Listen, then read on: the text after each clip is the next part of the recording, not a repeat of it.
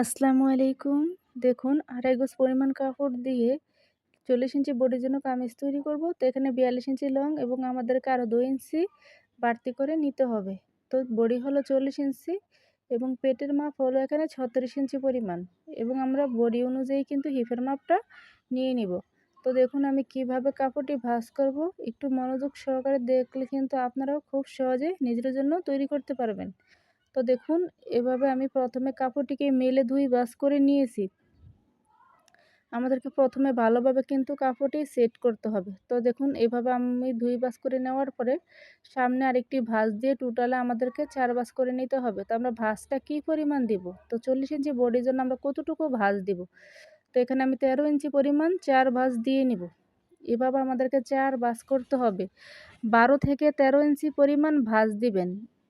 যদি কাপড়ের বহর বেশি থাকে তাহলে ১৩ ইঞ্চি পরিমাণ দিবেন। তো দেখুন এখানে আমি ১২ ইঞ্চি পরিমাণ ভাঁজ দিছি, কারণ আমাদের সাইড থেকে কিন্তু হাতার কাপড় বের করতে হবে।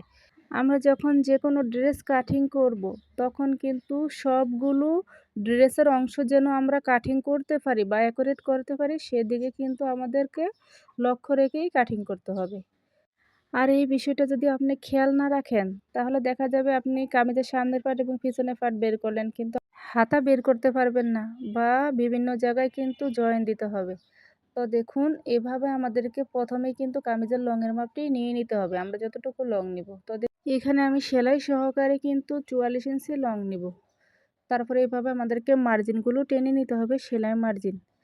তো দেখুন এখন আমরা ৪০ ইঞ্চি বডির জন্য কত ইঞ্চি ফুট নিব, এখানে ৭ ইঞ্চি আমি ফুটের মাপটা নিয়ে নেব এবং আমি আরমহল নেব এখানে ৬.৫ ইঞ্চি পরিমাণ। তো যারা একটু লুজ পছন্দ করে তাদের জন্য কিন্তু ৬.৫ ইঞ্চি নিয়ে নেবেন। তো দেখুন আমরা এখানে সাইড ফাড়া কতটুকু রাখবো, সাইড ফাড়ার মাপটাও গুরুত্বপূর্ণ একটা মাপ। তো দেখুন এভাবে ইনসিটিভটা ধরে কিন্তু আমি এখান থেকে কিন্তু সাইড ফাড়ার মাপটা নিই। পুরনো কামিজ থেকে কিভাবে মাপটা নিতে হয় আমার লাইভে কিন্তু দেখানো আছে। তো এখানে আমি ১৩.৫ ইঞ্চি নিয়ে নিয়েছি এবং কামিজের লং অনুযায়ী সাইড ফাড়ার মাপটা কিন্তু নিতে হয়। তো দেখুন এখানে এভাবে মাপ দিলে কিন্তু ১৯ ইঞ্চি পরিমাণ। তো ১৯, ২০, ২১ ইঞ্চি পর্যন্ত কিন্তু আমরা নিয়ে থাকি কামিজের লং অনুযায়ী। যার যত লং হবে তত কিন্তু সাইড ফাড়াটা একটু নিচে নামবে। তো দেখুন এভাবে ৩টা মার্জিন কিন্তু আমাদেরকে অবশ্যই দিতে হবে। তো এই সাইড ফাড়ার মাপটাও কিন্তু গুরুত্বপূর্ণ মাপ। তো আপনারা সম্পূর্ণ ভিডিও দেখতে থাকুন।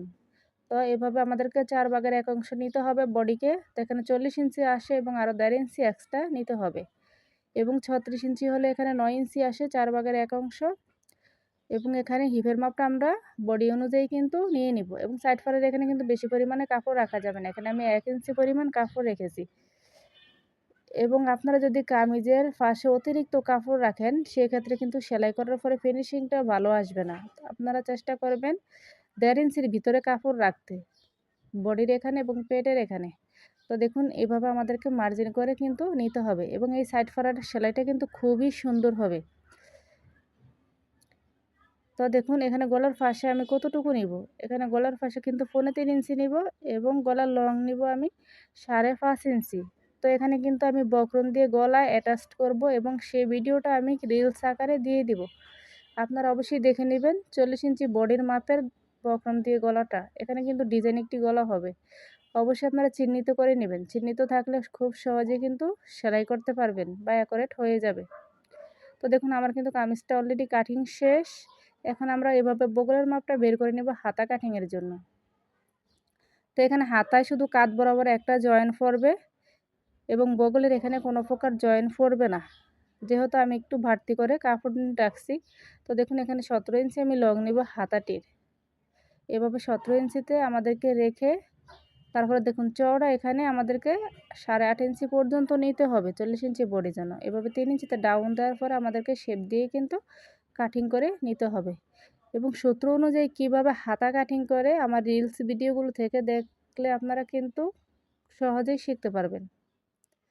তো দেখুন আমার কিন্তু খুব সহজে হাতাটিও কাটিং হয়ে গেছে। অবশ্যই কাঁধ বরাবর কিন্তু আপনারা জয়েন দিয়ে হাতা তৈরি করে নেবেন।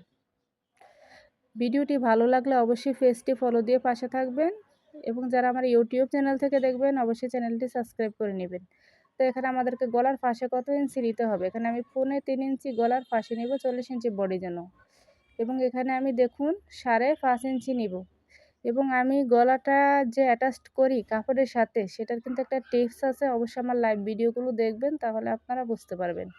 তো দেখুন এভাবে আমাদেরকে লাভ আকারে শেপ দিয়ে কিন্তু কাটিং করতে হবে, যেহেতু কাস্টমার ডিজাইন গলা চাইছে, তো আমাদেরকে কিন্তু কাস্টমারের ইচ্ছা অনুযায়ী কাজ করে দিতে হয়।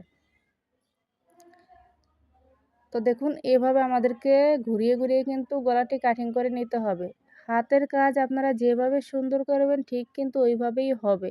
এবং যদি ফিনিশিংটা ভালো না আসে, আপনারা যখন কাটিং করেন তখন দ্বিতীয়বার কিন্তু আরেকটু ফিনিশিং করে নেবেন।